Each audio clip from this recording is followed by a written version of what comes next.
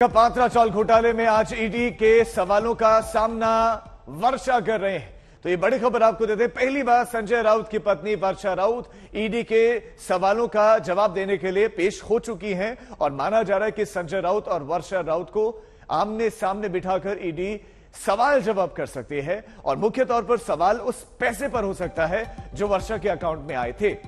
राउत भी फिलहाल ईडी की कस्टडी में है और उनके सवालों के जवाब दे रहे हैं जो कि चौल घोटाले की लगातार परतें ताकि खुल सके। तो पात्रा चौल जमीन घोटाला मामले में वर्षा राउत का भी नाम सामने आया क्योंकि जो ट्रांजैक्शंस हुई, जो पैसा गया वो वर्षा राउत के खाते में भी गया और मुंबई के गोरेगांव से इस पात्रा चौल के पुनर्विकास में वित्तीय अनियमितताएं आने के बाद संजय राउत की मुश्किलें बढ़ रही हैं और अब संजय राउत की पत्नी भी बुला ली गई है ईडी कार्यालय में और वो मौजूद हैं। 8 अगस्त तक ईडी की हिरासत में संजय राउत हैं और मुंबई के इस बलाट स्थित ईडी कार्यालय में वर्षा राउत पहुंची हैं। तस्वीरें हैं उस वक्त की। अभी 11 बजे का उनको समय दिया गया था और वो तकरीबन 10:30 बजे पहुंच गई थी। 11 बजे से पूछताछ का सिलसिला शुरू होना था और अब वो ईडी के दफ्तर में है और बताया ये विचार है कि हो सकता है कि अन्य जो आरोपी इस मामले में है उनसे भी पूछताछ हो।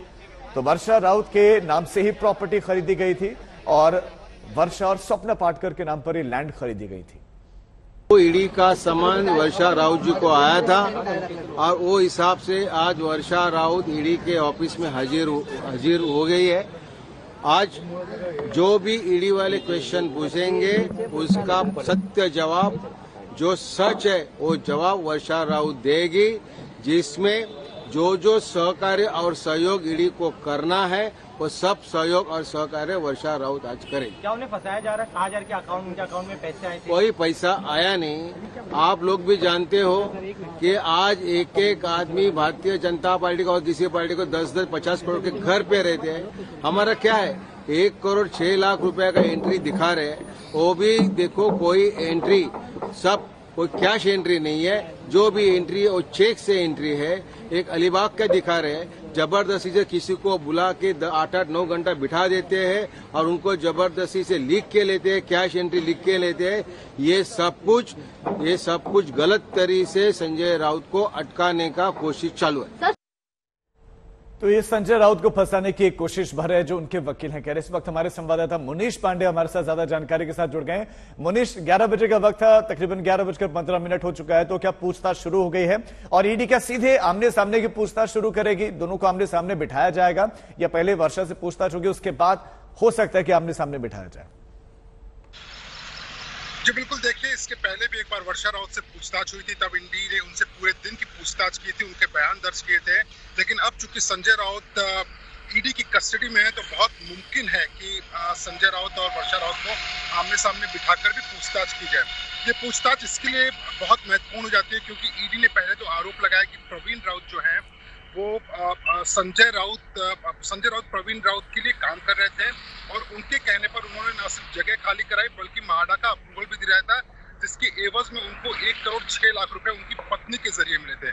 और अगर इस 1 करोड़ 6 लाख रुपए की बात करें तो 55 लाख रुपए साल 2009-10 में मिले थे। 2011 में 29,50,000 के बदले 37,50,000 रुपए का मुनाफा दिया गया था और वर्षा राउत ने एक कंपनी में मात्र 5,625 रुपए का निवेश किया, जिसके बदले में प्रवीण राउत ने 13,95,000 रुपए दिया था। तो कुल मिलाकर 1 करोड़ 6 लाख रुपए वर्षा राउत और संजय राउत को आए थे और इसी के लिए आज की पूछताछ बेहद अहम हो जाती है। ईडी सूत्रों का कहना है कि बहुत सारे कागजी दस्तावेज भी हैं जिसका आमना सामना वर्षा राउत से कराया जाएगा। वो तो बिल्कुल मुनीश, ईडी कह रही है कि उनके पास ट्रांजैक्शन की सारी डिटेल है, जमीनें खरीदी गई, पैसा किसी और ने नहीं, प्रवीण ने दिया, 2-2 लाख रुपए भी जा रहे थे। लेकिन एक सवाल ये उठ रहा है कि जो ट्रांजैक्शन हुई वो वर्षा के खाते में पैसे गए, लेकिन हिरासत में संजय राउत है और वर्षा बाहर है, उनसे ईडी पूछताछ ऐसे कर रही है बुलाकर।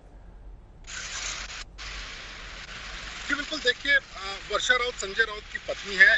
ईडी ने यह आरोप लगाया हुआ है कि संजय राउत ने प्रवीण राउत के कहने पर उनको काफी मदद की थी। सबसे पहले जो पत्रा चौल था उसमें अप्रूवल का काम था, महाडा का अप्रूवल संजय राउत ने अपने जो वजूद है उसका उपयोग करते हुए, चूंकि महाराष्ट्र के बड़े नेता हैं वो, उन्होंने अप्रूवल दिला दिया। उसके बाद जो 672 वहां पर टेनेंट थे वो खाली नहीं कर रहे थे, उसको खाली कराने का काम भी संजय राउत ने करा दिया। तो ईडी का कहना है कि इन सब को कराने के एवज में प्रवीण राउत ने जो फायदा पहुंचाया वो संजय राउत की पत्नी के जरिए पहुंचा है और इसी के लिए जो लोन भी है या फिर पैसों का जो आदान प्रदान हुआ है प्रवीण राउत की तरफ से अकाउंट टू अकाउंट जो ट्रांसफर हुए पैसे, ठीक है मुनीश।